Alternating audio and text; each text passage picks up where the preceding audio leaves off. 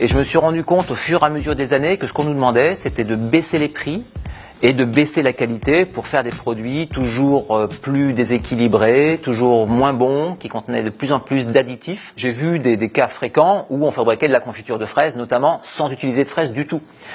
J'ai moi-même acheté, alors ça se produit et ça se vend en Italie par exemple, des boîtes de conserve de graines de fraises, ce qu'on appelait les akènes, les petites graines qui étaient en périphérie de la fraise. Donc on a acheté ça pour faire le petit marqueur dans des assemblages de sucre, de colorants, de jus de sureau concentré, et pour faire croire que le produit était une confiture de fraises, alors qu'en fait il n'y avait pas un gramme à l'intérieur. J'ai importé des quantités astronomiques de miel chinois, tout en sachant que c'était pas du tout du miel, que c'était juste un assemblage de sucre. Je payais ça moins d'1 € du kilo, et ça permettait aux supermarchés français de proposer du miel qui en réalité n'en était pas aux consommateurs pour des prix inférieurs à 6 € du kilo. J'ai aussi importé des dizaines, des centaines de tonnes de concentré de tomates de Chine qui étaient fabriquées à partir de tomates moisies, pourries, et une qualité qui était extrêmement mauvaise. Moi, ce que je peux dire de mon expérience, c'est que en général, les marques leaders sont de meilleure qualité que les marques distributeurs. Si vous montez en qualité, vous monterez en prix. Donc si vous allez dans les premiers prix, vous allez trouver quoi? Vous allez trouver les qualités les plus basses, ou alors vous allez trouver des produits frauduleux, typiquement le miel de Chine.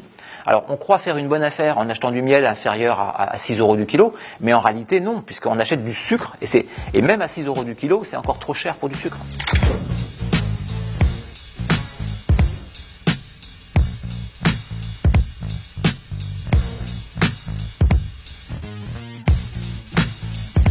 Par exemple, dans le jus d'orange, on a un additif qui s'appelle un auxiliaire technologique qui s'appelle le diméthicone. Cet additif sert pour les jus reconstitués, notamment les jus d'orange, à avoir un produit qui soit plus souple, plus moelleux en bouche. Donc ça fait un produit plus brillant, plus rond. Donc c'est un bien plus joli produit. Donc on rajoute jusqu'à 10 mg par litre de diméthicone. Ce diméthicone sert aussi dans les huiles de friture pour éviter les projections. Donc la plupart des fast-food, par exemple, utilisent de l'huile de friture avec du diméthicone à l'intérieur.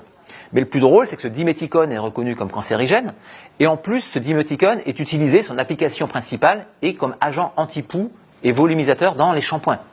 Donc, vous voyez, on vous fait ingurgiter des produits en vous disant ce sont des additifs alimentaires ou des auxiliaires technologiques qui en réalité n'ont rien du tout d'alimentaire. Ce ne sont pas des aliments, la plupart des produits sont ajoutés, sont toxiques, des molécules chimiques que notre organisme ne sait pas utiliser et qui le détraquent et qui le rendent malade à long terme. Je travaille, ma femme aussi, on a 2 enfants. On consacre tous les soirs une bonne demi-heure pour faire le repas. C'est suffisant. Alors on ne fait pas de la grande cuisine, mais éplucher 3 carottes, 2 pommes de terre, 1 poireau et faire ça en autocuiseur, ça prend pas un temps fou. Mon conseil pour les consommateurs, c'est vraiment de se servir de son bon sens, de se faire confiance à soi, de ne pas croire le marketing de l'emballage, d'oublier les belles illustrations, de se focaliser sur la liste d'ingrédients.